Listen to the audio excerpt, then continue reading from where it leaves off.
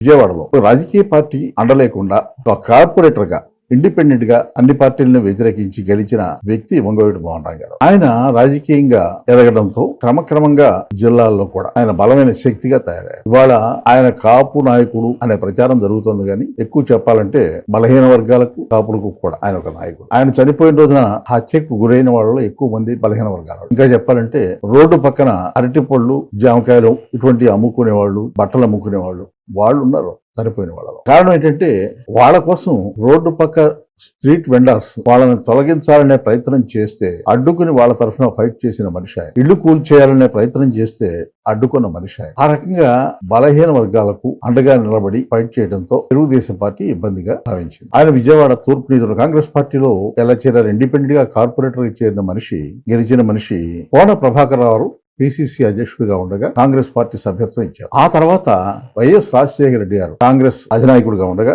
Vijayawada city Congress president గా, working president గా వంగవీటి మోహన్ రావు గారు నియమిస్తుంది. దీని మాట ఎందుకు చెప్తున్నా అంటే హత్య రాజకీయాలకి ఈ విషయం నేను చెప్పే విషయాల సంబంధం ఏంటంటే విజయవాడ మోహన్ రావు గారిని Vijayawada city Congress working president గా నియమించింది రాజశేఖర రెడ్డి గారు. ఆయన రాజకీయ నాయకుడిగా ఎదగడానికి అండగా నిలబడింది రాజశేఖర రెడ్డి గారు. తోడ్పాటు ఇచ్చింది రాజశేఖర రెడ్డి గారు. ఆయనతో పాటు అండగా నిలబడింది కేంద్ర మంత్రి, ఆ రోజున సెంట్రల్ కేబినెట్ లో రాజీవ్ గాంధీ గారి కేబినెట్ లో, ఇందిరాగాంధీ గారి కేబినెట్ లో నంబర్ 2 గా ఉన్న శివశంకర్ గారు. రాజశేఖర రెడ్డి గారు అంతగా అండగా నిలబడి వంగవీటి మోహన్ రావు గారిని రాజకీయంగా పెంచడానికి ప్రయత్నం చేస్తే జనసేన పార్టీ, ఆ పార్టీకి చెందిన కొంతమంది మొన్నటి ఎన్నికల తర్వాత నెమ్మదిగా ఒక ప్రచారం బిగించేశారు. వంగవీటి మోహన్ రావు గారిని హత్య చేయడంలో రాజశేఖర రెడ్డి గారి పాత్ర. ఇది వాస్తవాలు తెలియక మాట్లాడుతున్నారా, బుర్ర జల్లడానికి మాట్లాడుతున్నారా అని చూస్తే కేవలం జగన్మోహన్ రెడ్డి గారి పార్టీ ఇక్కడ అధికారంలో ఉంది కాబట్టి ఆ బురదలడం మొదలైంది. నిజానికి అడుగడుగున రాజకీయంగా మోహన్ రావు గారికి అండగా నిలబడిన మనిషి రాజశేఖర్. ఆయన రాజకీయంగా ఎదగడానికి కానీ అసెంబ్లీలో ఇద్దరు కలిసి కొన్ని సబ్జెక్టులు వాళ్ళిద్దరు మాట్లాడేవారు. అలాంటి మనిషిని రాజశేఖర రెడ్డి గారు చంపించారని ప్రచారం చేయడం, చంద్రబాబు నాయుడు గారు కొద్ది రోజుల క్రితం మోహన్ రావు గారి హత్యకు కడప నుంచి బాంబులు వచ్చాయని పరోక్షంగా రంగా హత్యకు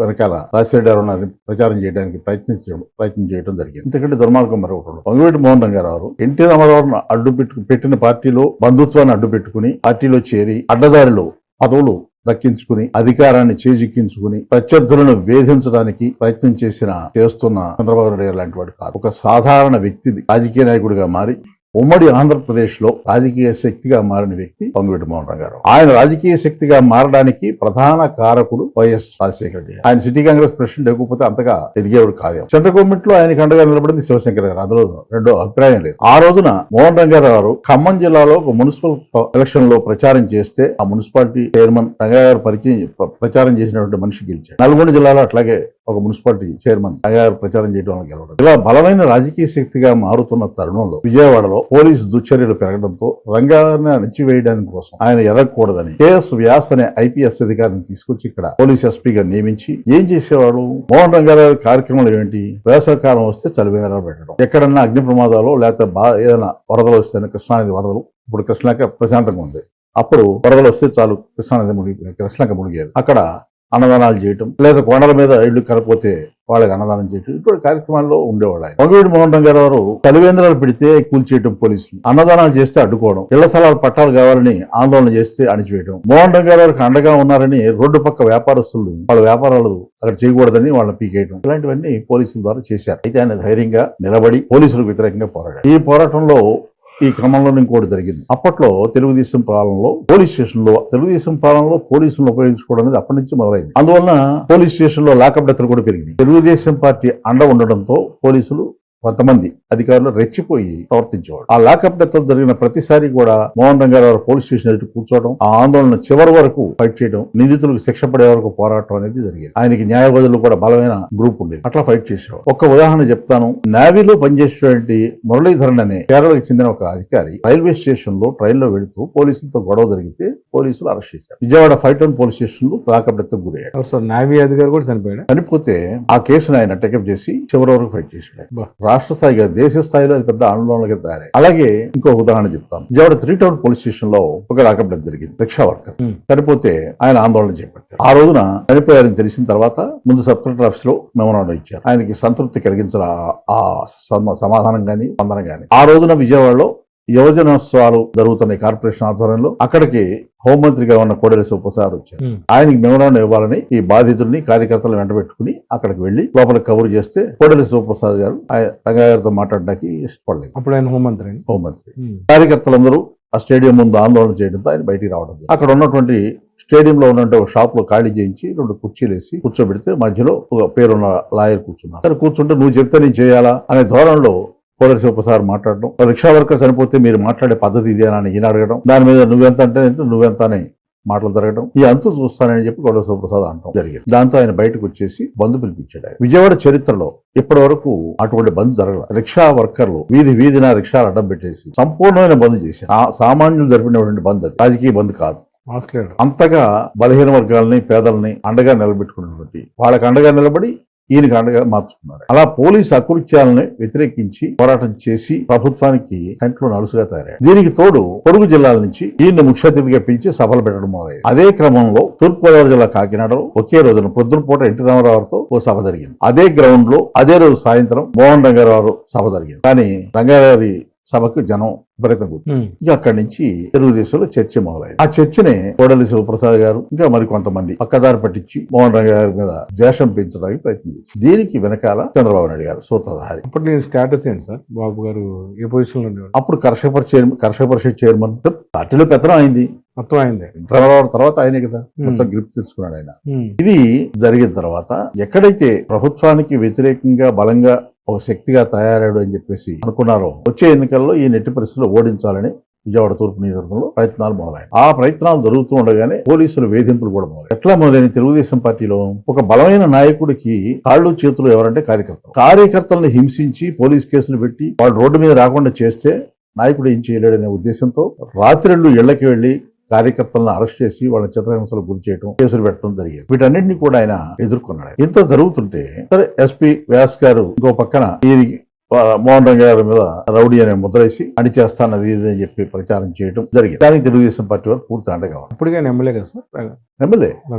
ఆ స్టేజ్ లో రంగారావు ఫైట్ ఎలా ఉండేదంటే, ఎస్పీ వ్యాస్ గారు కట్టుకుంటున్న ఇంటికి కలప కోసం ఖమ్మం జిల్లా నుంచి అక్రమంగా కలప తీసుకొస్తుండగా ఒక ఎస్ఐ వెహికల్ లో తీసుకొస్తుంటే రంగారావు మనుషులు పట్టుకుని దాన్ని బహిర్గతం చేశారు, వెలుగులో తీసుకొచ్చారు. దాంతో వ్యాస్ గారి ప్రతిష్ట దెబ్బతింది. ఆయన ఫైటింగ్ ఎలా ఉండేది ప్రభుత్వం మీద కానీ పోలీసుల మీద అనేది చెప్పడానికి ఉదాహరణకి చెబుతున్నాను నేను.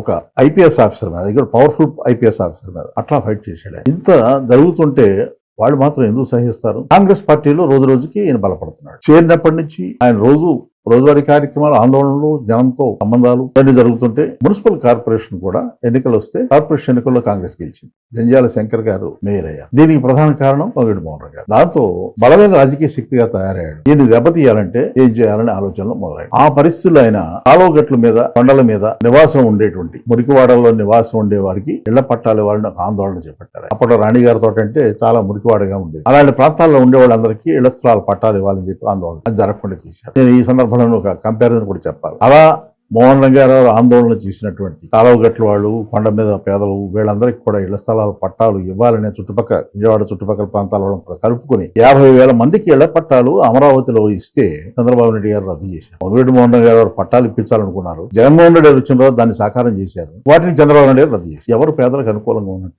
ఇది ఒక సరే. ఒక పక్కన పోలీసుల మీద ఫైట్ చేశారు. పోలీసుల్లో జరుగుతున్న అక్రమాలు, అవినీతి మీద బహిర్గతం చేశారు. ఇంకో పక్కన రాజకీయంగా పోరాటం చేశారు, పేదలకు అండగా నిలబడ్డారు. వీటన్నిటికీ తోడు పొంగిరెడ్డి మోహన్ రావు గారిని అణిచేయడం కోసం ఎట్టి పరిస్థితుల్లో వచ్చే ఎన్నికల్లో గెలవకుండా చేయాలనే ఉద్దేశంతో ఒక పోలీస్ బిల్ తీసుకురావాలని ఒక డ్రాఫ్ట్ బిల్ ఒకటి తయారు చేశారు. ఆ పోలీస్ బిల్లో ఏముంది? పోలింగ్ బూతుల్లో పోలీస్ కుక్కలను పెట్టాలనేది ఒక పాయింట్. అది అప్పుడు ఉదయం పత్రిక కొత్తగా వచ్చింది, దాసనారాయణ సారథ్యంలో. ఆయన ఒక సైన్ ఎడిటోరియల్ రాశాడు, పోలీస్ కుక్కలు అని. బిల్లు అప్పటికి పాస్ అవ్వాల, పెద్ద సెన్సేషన్ అయింది.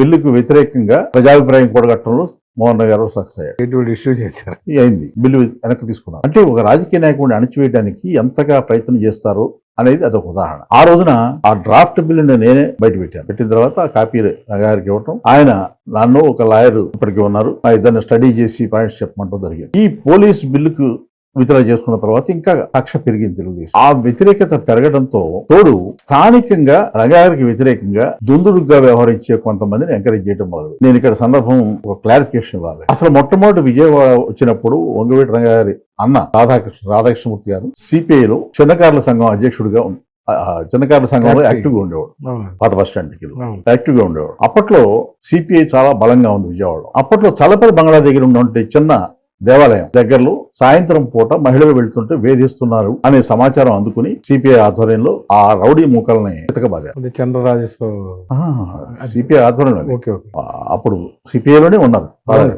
అవును అలాంటి యాక్టివిటీలు ఉండేవాడు. ఎక్కడన్నా తప్పు చేస్తే ఊరుకోవడం కాదు, ఊరుకునేవాడు కాదు అంత గట్టిగా. క్రమంగా ఏమైంది, ఆయన ఎప్పుడైతే చిన్నకారుల సంఘంలో యాక్టివ్ గా ఉన్నారో అక్కడ కూడా బలంగా తయారయ్యారు. ఆ తర్వాత ఆయన చనిపోయిన తర్వాత రంగా గారు యాక్టివ్ అవ్వాలా లేదా ఎట్లా అనే చర్చ జరిగినప్పుడు తెలంగాణకి చెందిన కె కేశవరావు విజయవాడ వచ్చి రాధామిత్ర మండలి అనే పేరుతో 20 మంది సభ్యులతో కమిటీ వేసి కార్యక్రమాలు ప్రారంభించడం అని చెప్పారు. అది ఆ రోజున ఆ 20 మందితో ప్రారంభమైంది. ఉమ్మడి రాష్ట్రంలో ఒక రాజకీయ శక్తికారంగా ఇంత బలంగా తయారైనటువంటి వ్యక్తిని దీనికి దాసం నారాయణరావు లాంటి వాడు అండగా నిలబడి అక్కడ కేంద్రంలో శివశంకర్ గారు, రాష్ట్రంలో రాజశేఖర రెడ్డి గారు బలమైన నేతగా తయారయ్యేటప్పటికి ఆయన మీద 2-3 హత్యా ప్రయత్నాలు జరిగింది. అప్పుడు నాకు సెక్యూరిటీ కావాలి అని చెప్పేసి ఆయన రాష్ట్ర ప్రభుత్వానికి విజ్ఞప్తి చేశారు. అదే క్రమంలో అసెంబ్లీలో మాట్లాడిన, పత్రికా ప్రకటనలు చేసిన, ప్రెస్ కాన్ఫరెన్స్ లో చెప్పిన, కేంద్ర ప్రభుత్వానికి విజ్ఞప్తి చేసిన ఆయన చెప్పింది ఏంటంటే, నా ప్రాణానికి ప్రమాదం ఉంది, నాకు సెక్యూరిటీ కావాలి, నాకు ఏదన్నా ప్రమాదం జరిగితే చంద్రబాబు నాయుడు కారణం అని చెప్పేసి ఆ రోజున చాలా స్పష్టంగా అసెంబ్లీలో చెప్పారు. ప్రభుత్వాలకు చేసినటువంటి విజ్ఞప్తి లేఖల్లో ఉంది, పత్రికా ప్రకటనలో ఉంది, పత్రికా సమావేశాల్లో కూడా చెప్పారు. అంటే